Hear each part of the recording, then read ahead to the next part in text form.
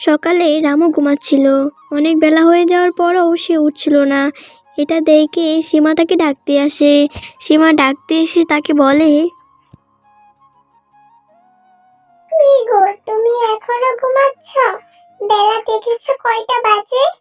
কি গো, তুমি কি কাজে যাবে না, নাকি আজকে তোমার শরীর খারাপ? না গিন্নি, আমি কাজে যাব। একটু শরীরটা খারাপ, তাই শুয়েছিলাম। আমি এখনই আসছি, তুমি যাও। শরীর খারাপ থাকলে থাক, আজকে আর কাজে যাওয়ার দরকার নেই, তুমি বরং শুয়ে থাকো। গিন্নি যে কি বলো না, কাজে না গেলে খাবো কি? এমনি আমাদের অভাবের সংসার, কাজে না গেলে কি চলবে? না, তাও বলছি আমি, এই অসুস্থ শরীর নিয়ে কি তুমি কাজে যাবে? পরে যদি তুমি আবার অসুস্থ হয়ে যাও। আরে, এই একটু একটু অসুস্থতা আমার কিছুই হবে না। তুমি যাও, তুমি গিয়ে বরং খাবার বাড়ো, আমি আসছি। আচ্ছা ঠিক আছে, তুমি আসো, আমি বরং গিয়ে খাবার বাড়ি। তারপর সীমা চলে যায় ভাত বাড়তে।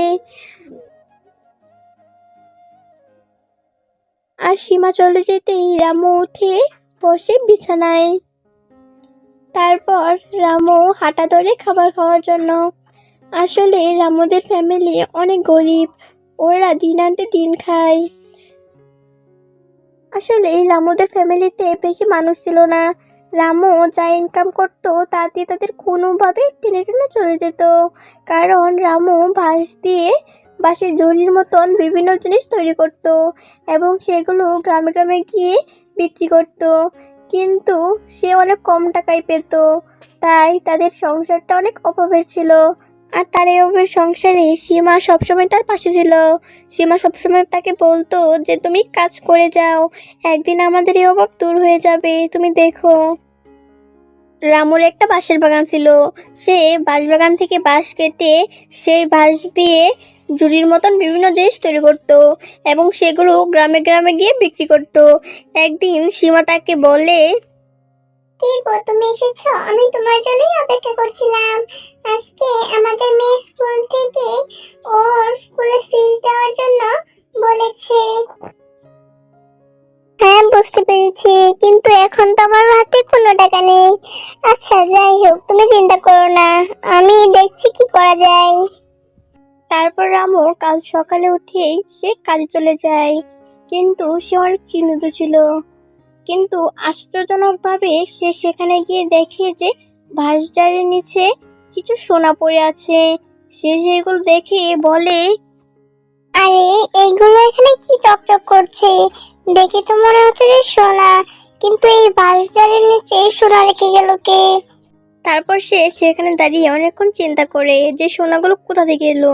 তারপর সে আর কিছু না ভেবে সোনাগুলো নিয়ে বাড়িতে চলে আসে। তারপর রামু বাড়িতে এসে তার বউকে সবকিছু বলে, আর তার বউ এগুলো শুনে বলে যে এটা আল্লাহর দেওয়ার আশীর্বাদ।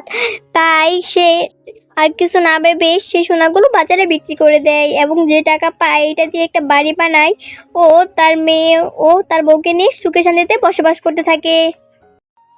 ভাই রিয়েলি আমি এতটা অলস যে এখন নিজের উপর নিজেই বিরক্ত আমি।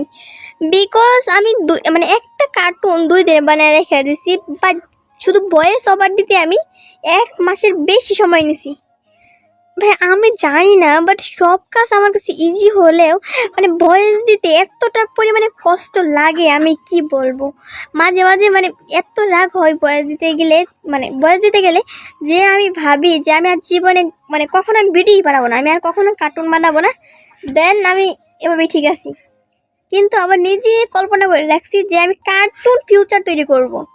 মানে আমি ভবিষ্যৎ ফিউচারে আমি কার্টুন বানাবো, কার্টুন আর্টিস্ট হব।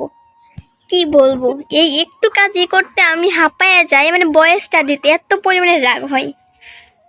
সো এখন থেকে আশা করি মানে সব অলসতা দূরে রেখে আমি কার্টুন আপলোড দিব প্রতিনিয়ত। সো তোমরাও আমাকে আগের মতন সাপোর্ট করলে ভালো হয়। প্লিজ গাইস, চ্যানেল সাবস্ক্রাইব করে দাও। সো আজকে বাই বাই, দেখা হচ্ছে নতুন কোনো কার্টুন বা গল্পতে।